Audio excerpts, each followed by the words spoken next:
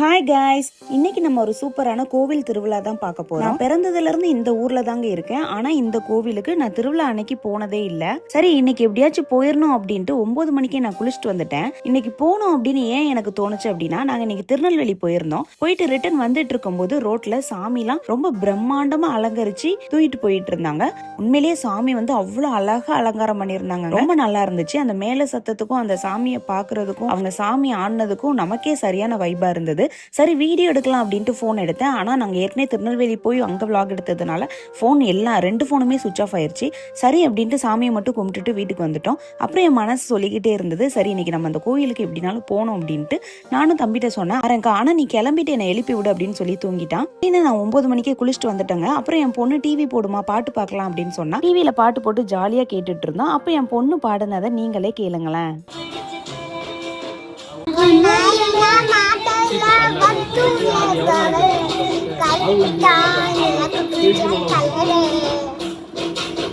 அப்புறம் எப்படியோ 10-11 மணிக்குள்ள என் பொண்ணையும் பையனையும் நல்லா தூங்க வச்சுட்டாங்க. பசங்க தூங்கினதுக்கு அப்புறம் நான் சாரி மாத்திட்டு வந்துட்டேன். ஒரு லைட் மேக்கப் தான் போட்டிருந்தேன். பெருசா ஒண்ணும் இல்ல.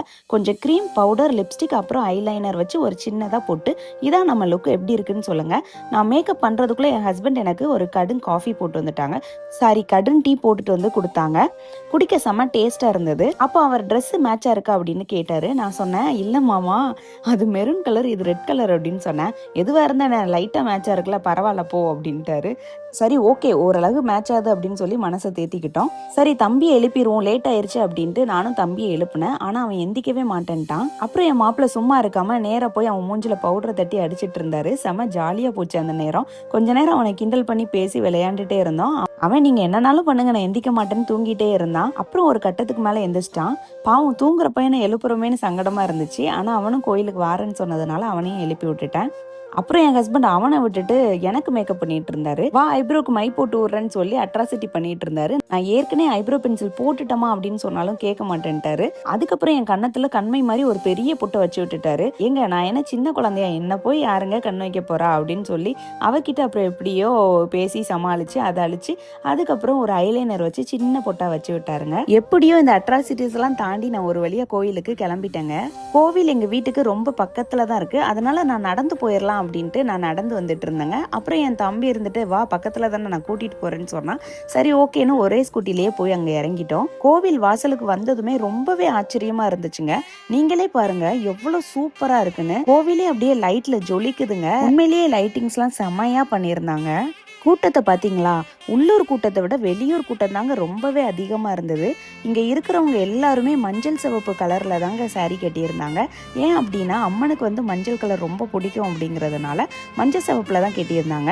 நானும் நினைச்சேன் கெட்டலாம் அப்படின்ட்டு. அப்புறம் என்னன்னு தெரியல, எனக்கு ரெட் கலர் கெட்டலான்னு தோணுச்சு. அதனால இந்த சாரி கட்டியிருந்தேன். அப்புறம் நாங்க அந்த தீ மிதிக்கிற இடத்துக்கு நேரா போய் நின்னுட்டோங்க. ஏன்னா உள்ளெல்லாம் போய் நின்னுட்டோம் அப்படின்னா வீடியோ எடுக்கிறது ரொம்ப கஷ்டம். உங்களுக்கு இப்போ வந்து இது கிட்டக்க ஃப்ரீயா தெரியுது. ஆனா தீ மிதிக்கும் போது கூட்டம் எல்லாமே அப்படியே சுத்தி வளைச்சிருவாங்க. அதனால நாங்க அங்க அந்த கோயிலுக்கு முன்னாடியே நின்னுக்கிட்டோம். ஆனா எங்களால அங்க நிக்கவே முடியலங்க. அந்த நெருப்போட வெக்க வந்து ரொம்ப இருந்தது. அதோட ஹீட்டு தாங்க முடியல.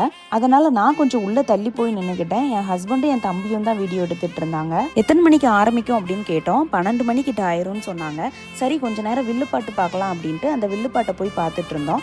மக்களும் ரொம்ப ஆர்வமா வில்ல கேட்டுட்டு இருந்தாங்க. வில்லுப்பாட்டு ரொம்பவே நல்லா இருந்துச்சு. பெரியவங்க கேட்கறதுல அதிசயம் இல்லைங்க. ஆனா நிறைய சின்ன பிள்ளைங்க, யங்ஸ்டர்ஸும் அங்க நின்று கேட்டுட்டு இருந்தாங்க.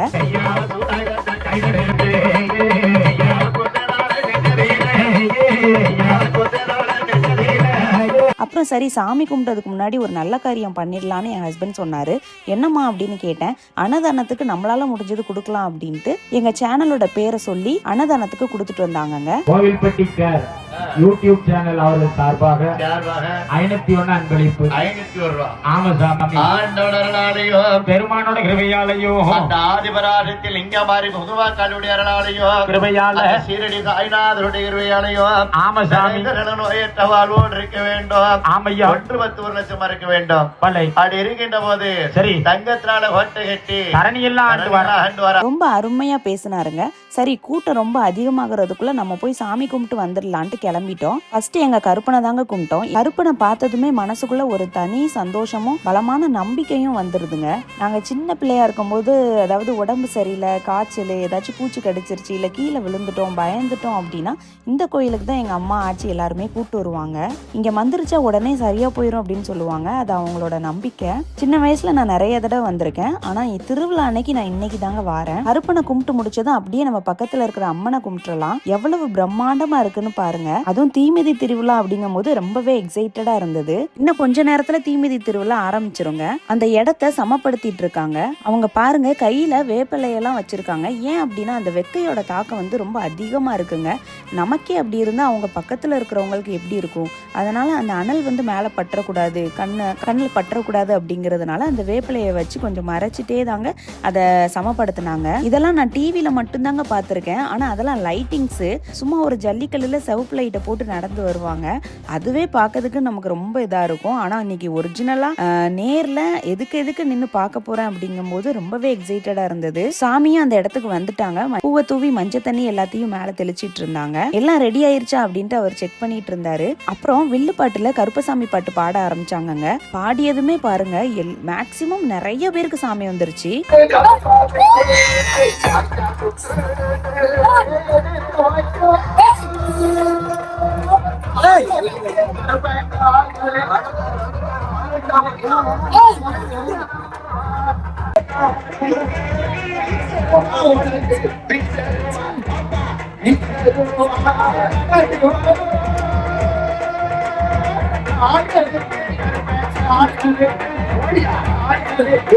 பெரிய சாமி வந்து பூஜைக்கான வேலையெல்லாம் ரெடி பண்ணிட்டு இருந்தாரு. வாங்க தீமிதி திருவிழாவும் ஆரம்பிக்க போறாங்க, பார்க்கலாம். பாருங்க ஒவ்வொரு ஆளாதான் வந்தாங்க.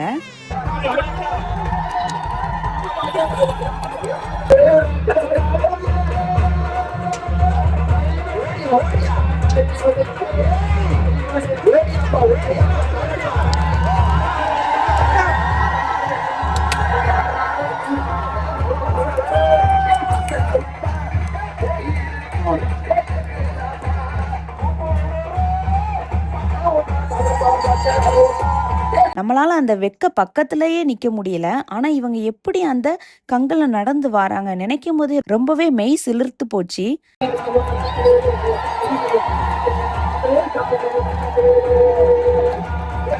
ஒரு 2-3 சாமி மட்டும்தான் ஃபர்ஸ்ட் வந்தாங்க. அதுக்கப்புறம் கொஞ்சம் கேப் எடுத்துக்கிட்டாங்க. ஏன் அந்த இடைவேளை அப்படின்னு எனக்கு தெரியல. அதுக்கப்புறம் பேரிகார்டு மாதிரி ஒரு பெரிய கம்பியை கொண்டு வந்து போட்டாங்க. ஏன் அப்படின்னா மக்கள் வந்து நேரம் ஆக ஆக ரொம்ப நெருங்கிட்டே வந்தாங்க. அடுத்து வரிசையா ஒவ்வொரு சாமியா வேக வேகமா தீ மிதிக்க ஆரம்பிச்சிட்டாங்க.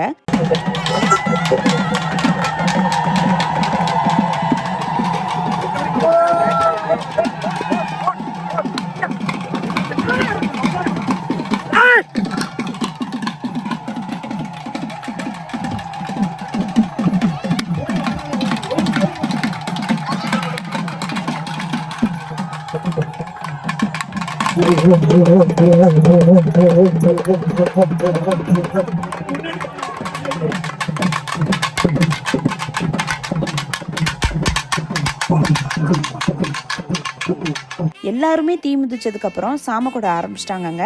என் ஹஸ்பண்ட் முன்னாடி போய் வீடியோ எடுத்துட்டு இருந்தாரு. நான் கொஞ்சம் பின்னாடி தள்ளி நின்னேன்.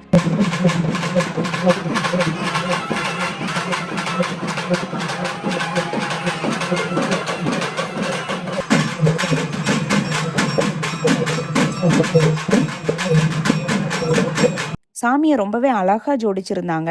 சாமி கும்பிட்டு முடிச்சு நாங்க வெளியே வந்துட்டோம். வெளியில அம்மனுக்கு ஆர்த்தி எடுத்து பூஜையும் நடந்துட்டு இருந்தது. தீச்சட்டியோட சாமிங்களும் ஆடிட்டு இருந்தாங்க. பாக்குறதுக்கு ரொம்பவே கண்கொள்ளா காட்சியா இருந்ததுங்க.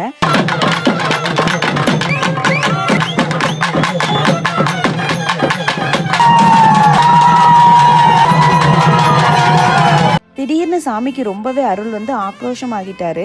அந்த கூட்டமே அப்படியே ரொம்ப பார்த்து வியந்துச்சுங்க. உண்மையிலேயே அவ்வளவு அழகா இருந்தது. கடைசியா நாங்களும் சாமி கிட்ட போய் தின்னார் பூசிட்டு மனசார ஆசீர்வாதம் வாங்கிட்டு கிளம்பிட்டோம். இந்த திருவிழா அனுபவம் நமக்கு ரொம்பவே மனநிறைவா இருந்ததுங்க. இந்த விளாக் உங்களுக்கு ரொம்பவே பிடிச்சிருக்கும்னு நம்புறேன். மறக்காம நம்ம சேனலை ஃபாலோ பண்ணி வச்சுக்கோங்க. இதே மாதிரி இன்னும் நிறைய விளாக்ஸ் உங்களுக்காண்டி காத்துட்டு இருக்கு. அடுத்த வீடியோல சந்திக்கலாம். பாய்.